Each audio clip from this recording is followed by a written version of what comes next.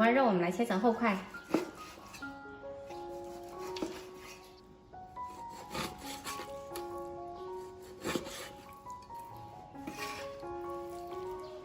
泡发的干香菇挤去水，切去蒂，然后切成小块，装好备用。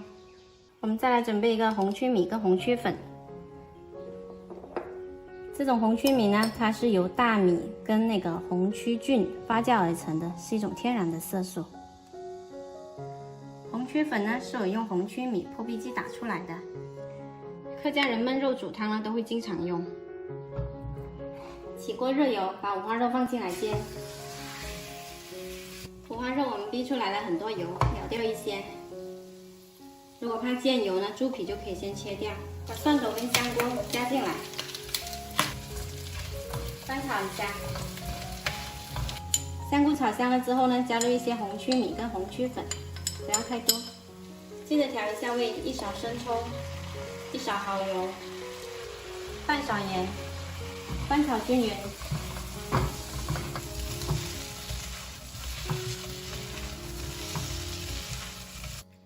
再来拿个大一点的碗，用我们昨天卤的豆腐来垫底，上面铺上炒好的红焖肉，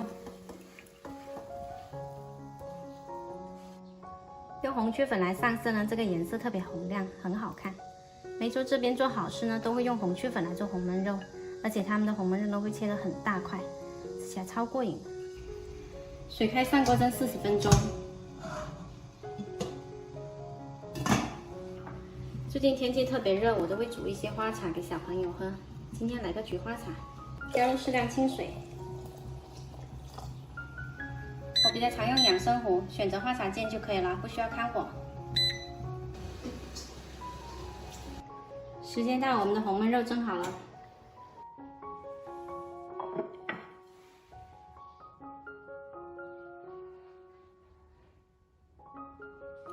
今天这个五花肉呢，做出来颜色特别红亮，吃起来肥而不腻，绵润不柴。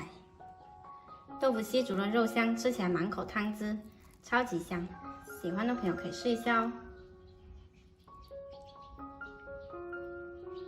菊花茶放凉了之后呢，可以加一些柠檬片，还有蜂蜜，一起泡着喝更好喝。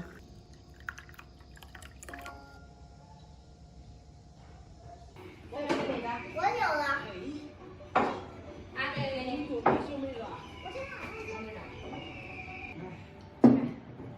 被你们说的半补了。